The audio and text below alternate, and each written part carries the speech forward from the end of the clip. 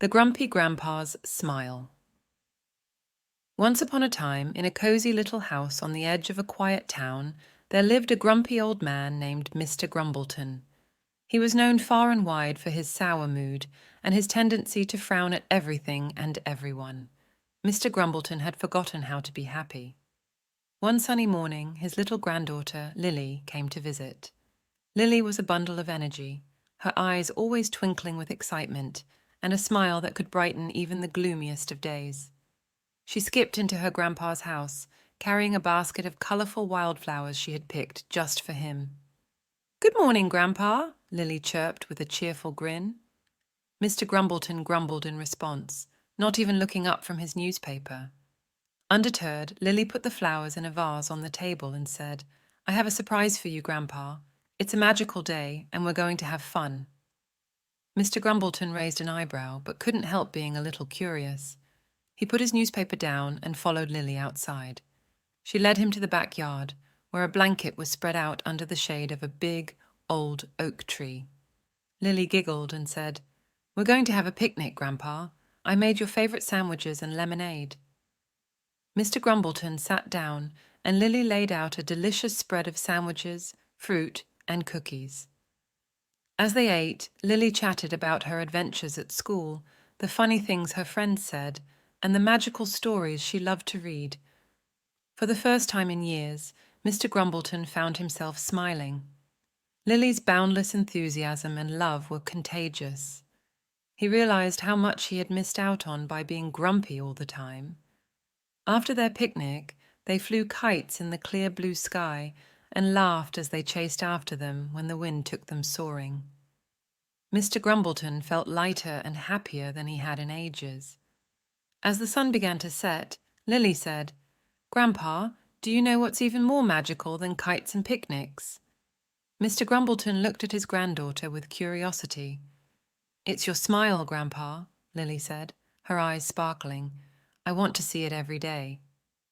Touched by Lily's words and her boundless love, Mr. Grumbleton made a promise to himself. From that day on, he decided to let go of his grumpiness and embrace the joy that Lily brought into his life. With each passing day, Mr. Grumbleton's frown turned into a smile, and his heart felt lighter.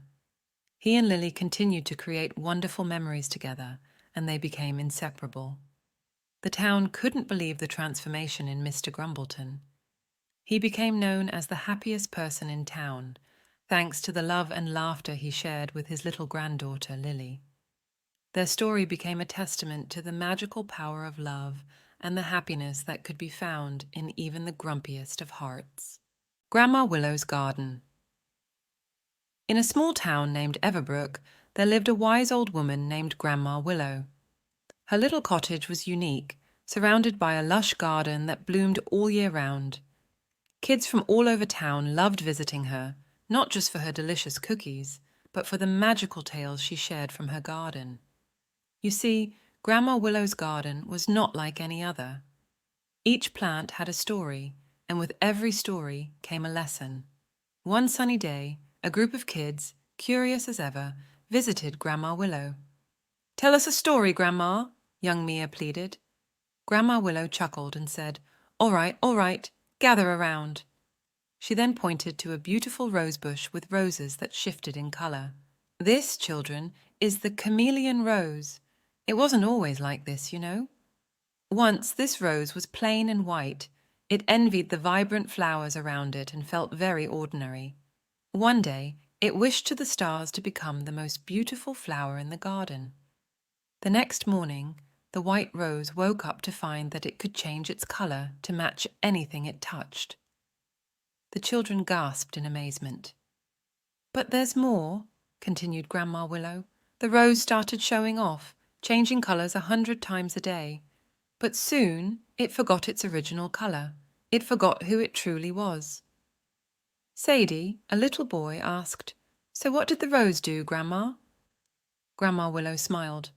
The rose was sad, feeling lost, but then a little bird whispered a secret in its petals. The next day, the rose started to shift colors, but occasionally it would return to its beautiful white hue, remembering its true self. She leaned closer to the kids, her eyes twinkling. "The lesson, dear ones, is while it's fun to be many things, never forget who you truly are inside." Before the children could digest this tale, little Tommy, with wide eyes, pointed at a towering sunflower. "What about this one, Grandma?" "Ah, the giant sunflower," Grandma Willow began, her voice taking on a mysterious tone. "It was once a tiny seed, overshadowed by others, feeling insignificant. It wished to be big and strong. The garden spirits heard and granted its wish. It grew tall, towering over every flower. But soon, it realized being big meant it couldn't feel the soft soil beneath or play with its fellow flowers. It missed the joy of small moments." She continued, "One rainy day, it bowed down, letting its face touch the ground. It remembered the joy of its younger days. And while it remained tall, it learned to bend, to enjoy the little wonders, to stay grounded." The children, each engrossed in the tale, looked around, realizing that every plant had a narrative waiting to be unearthed. As the sun began its descent, painting the sky in hues of orange and pink, Grandma Willow said, "Remember, children, nature has its stories, its lessons. Just listen, watch, and learn." With their hearts full of wonder and minds brimming with tales, the children departed, knowing they'd return to unravel more mysteries from Grandma Willow's wondrous garden. Hansel and Gretel. In a far-off land, nestled among deep forests and silvery streams, there lived a poor woodcutter with his wife and 2 children, Hansel and Gretel. The family's cottage was humble, with crooked wooden beams and a roof patched with straw. Inside, laughter often filled the small rooms, but as a great famine swept the land, laughter turned to sighs of hunger. The woodcutter, troubled by the sight of his children's empty plates, tossed and turned each night. His second wife, the children's stepmother, grew bitter and cold-hearted as the cupboards emptied. One stormy night, as thunder rumbled and the wind howled like a chorus of lost souls, she devised a cruel plan. "We must take the children into the forest and leave them there," she whispered to her husband. "It's the only way we can survive." Huddled by the dying embers of the hearth, Hansel and Gretel overheard their stepmother's harsh words. Tears filled Gretel's eyes, but Hansel comforted her. "Don't worry," he whispered. "I'll look after us." Once everyone was asleep, Hansel sneaked out and filled his pockets with smooth white pebbles from the garden. The next day, under a grey, heavy sky, the family ventured deep into the forest. Unseen by the adults, Hansel dropped the pebbles to mark their path. When night fell, the woodcutter and his wife left the children, promising to return. They did not. Under the glow of a silver moon, the pebbles Hansel had dropped shone like tiny stars, guiding them safely back home. Their father wept with joy at their return, but their stepmother's heart grew even harder. A few days later, she forced the family into the forest again. This time, Hansel dropped breadcrumbs instead of pebbles. But birds, quick and cunning, ate every crumb. Lost and alone, Hansel and Gretel wandered the forest, with only the whispers of the trees for company. On the 3rd day, as the sun cast golden specks through the canopy, the children stumbled upon a marvelous sight. A house made entirely of gingerbread, with windows of clear sugar and a roof covered in frosting and candies. Starved and exhausted, they ran to the house and began to eat. Suddenly, the door creaked open, revealing an old witch with eyes as sharp as needles. "Dear children," she crooned, "come inside. There's more to eat, and you can rest." The witch, sly and wicked, had built the house to lure children in so she could eat them. Once inside, the witch locked Hansel in a cage and made Gretel her servant. Each day, she fed Hansel to fatten him up, but clever Hansel showed her a thin bone instead of his finger, tricking her. Gretel, meanwhile, watched and waited, her heart both fearful and brave. One morning, the witch grew too impatient. "We will cook Hansel today," she declared. As she preheated her large oven, she asked Gretel to check if it was hot enough, but Gretel understood the witch's vile intent. with a burst of courage, when the witch leaned forward, Gretel gave her a mighty push. The witch tumbled into the oven, and Gretel quickly shut the door. Freeing Hansel, they discovered chests filled with pearls and jewels in the witch's house. With heavy pockets and lighter hearts, they ventured back into the forest, this time finding their way home. To their joy, they found their father alone. Their stepmother had disappeared. The woodcutter wept with happiness and regret, embracing his children. Hansel and Gretel, wise beyond their years, forgave him, knowing that desperation had clouded his judgment. With the witch's treasure, the family never went hungry again. They lived together in love and joy, with the dark times of the past becoming but a distant memory. Tommy and his monkey friend Timmy. Once upon a time, in a small, colourful town called Sunnyvale, there lived a curious boy named Tommy.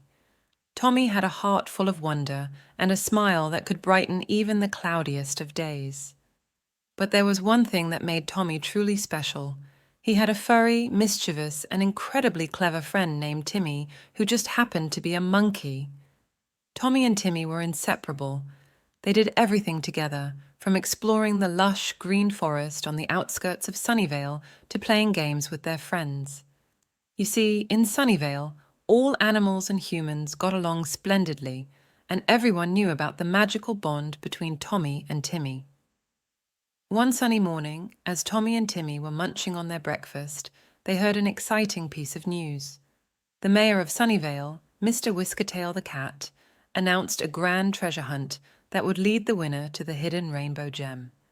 This gem was said to have the power to make any wish come true, and the thought of such an adventure filled Tommy and Timmy with excitement.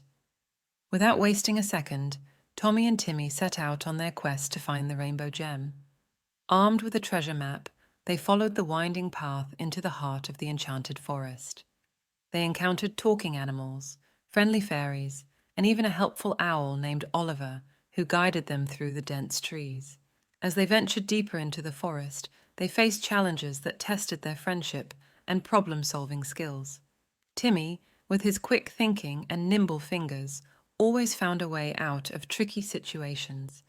Whether it was crossing a fast-flowing river on a vine swing or deciphering riddles from mischievous forest creatures, Timmy was the secret to their success. With each challenge they conquered, Tommy and Timmy grew closer, their bond deepening with every shared adventure. They laughed together, comforted each other in times of need, and always made sure to share their snacks. Finally, after days of thrilling adventures, Tommy and Timmy reached the heart of the forest, where a magnificent waterfall sparkled under the sun. There, they found a hidden cave, just as the treasure map had shown.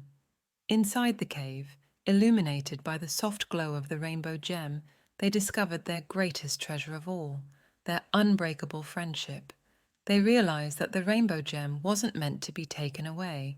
It was meant to remind them of the magical moments they shared on their journey. With joyful hearts, they left the gem untouched and made their way back to Sunnyvale, where they shared their incredible adventure with the townsfolk. Tommy and Timmy may not have found a wish-granting gem, but they had something far more precious, a friendship that would last a lifetime. From that day forward, they continued to explore, laugh, and learn together, knowing that they were the true treasures in each other's lives. The magic pot. Once upon a time, in a small village nestled between lush green hills and sparkling streams, there lived a kind-hearted young girl named Alina. She lived with her grandmother in a cozy little cottage on the edge of the village. They were not wealthy and often had just enough to feed themselves. One day, as Alina was gathering firewood in the forest, she heard a soft, sorrowful whimpering. Curious and concerned, she followed the sound until she came upon a small, peculiar-looking pot lying on a bed of moss. The pot was unlike any she had ever seen. It was black and shone with a light that seemed to come from within. "Why do you weep, little pot?" Alina asked, surprised that she expected an answer. To her astonishment, the pot spoke. "I am a magic pot, but my magic can only be awakened by someone with a pure heart who speaks the magic words." Alina's eyes widened with wonder. "What are the magic words?" she asked. "The words are, 'Little pot, simmer and stew, make something good for you-know-who,'" the pot replied in a tiny, jingling voice. Elena gently picked up the pot and carried it home. She repeated the magic words, "Little pot, simmer and stew, make something good for you-know-who." To Elena and her grandmother's amazement, the pot began to simmer and bubble, and soon it produced the most delicious stew they had ever tasted. Day after day, Elena would use the pot to make stew, and she and her grandmother never went hungry again. Word of the magic pot spread through the village, and neighbors knocked on Elena's door, their faces pinched with hunger. Elena would always share the stew from the magic pot, and soon no one in the village was hungry anymore. The news of the magic pot reached the ears of a greedy merchant who decided that he must have it for himself. One night, he crept into Elena's home and stole the pot. When he arrived home, he eagerly said the magic words, "Little pot, simmer and stew, make something good for you-know-who." But no matter how many times he repeated the words, the pot remained cold and empty. The next day, Elena discovered the theft. She was heartbroken, not for the loss of the pot, but for her friends and neighbors who would go hungry without the stew. She went to the center of the village and promised everyone that she would find a way to feed them. The greedy merchant, hearing of Elena's plight, felt a pang of guilt. He realized that the pot would not cook for him because his intentions were selfish. In the middle of the night, he returned the pot to Elena's doorstep with a note of apology.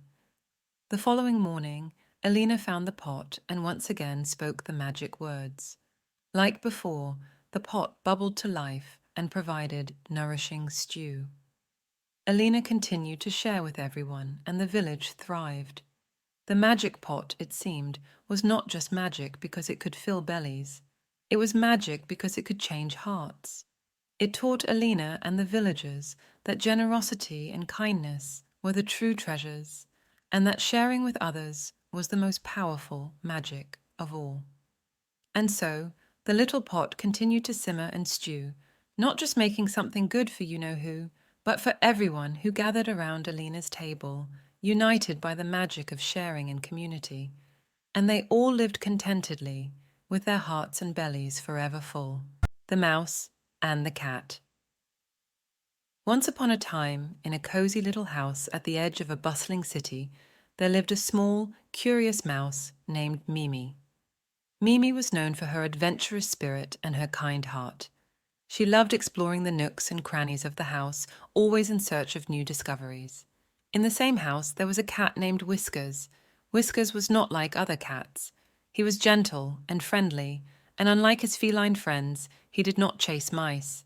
Instead, Whiskers enjoyed lounging in the sun and watching the world go by through the window. One day, while Mimi was exploring, she accidentally bumped into Whiskers. To her surprise, Whiskers did not try to catch her.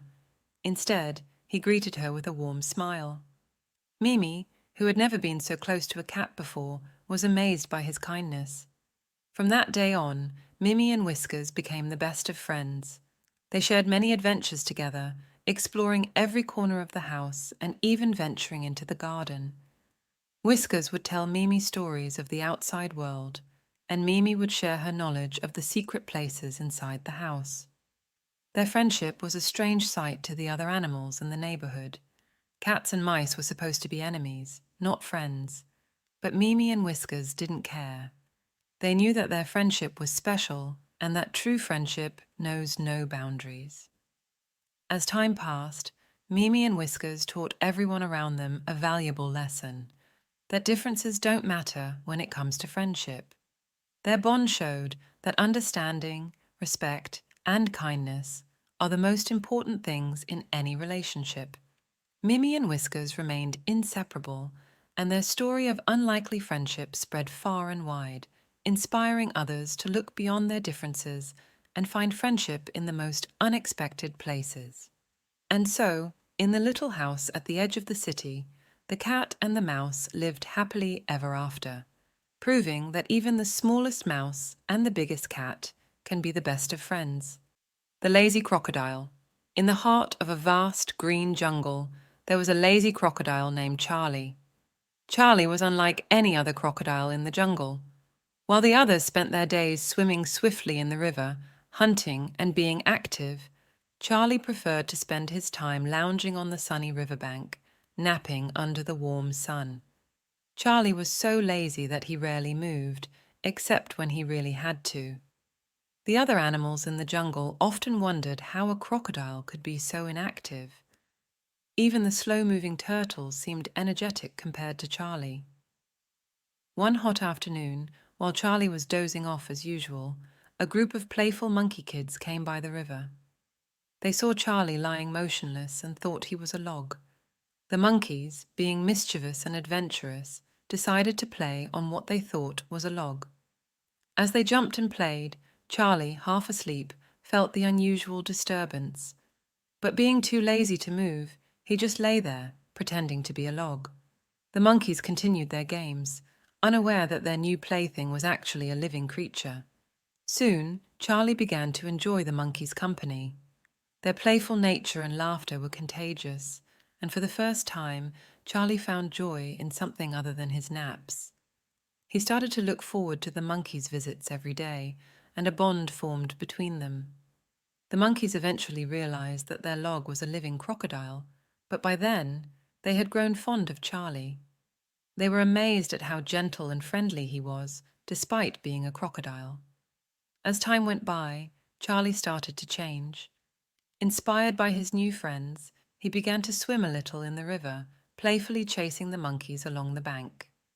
The jungle animals were surprised to see the lazy crocodile becoming more active and sociable. Charlie learned an important lesson from the monkeys: that life is more enjoyable when you're active and share it with friends. And the monkeys learned that even a crocodile, known to be fierce, can be a kind and gentle friend.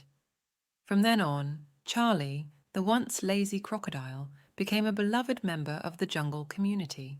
He was no longer just lying around all day. He was swimming, playing, and enjoying every moment with his new friends. And so, in the heart of the vibrant jungle, Charlie the crocodile found happiness and friendship, all because he decided to embrace a little change and a lot of fun. Thank you for watching. If you have enjoyed this video, don't forget to like and subscribe for more.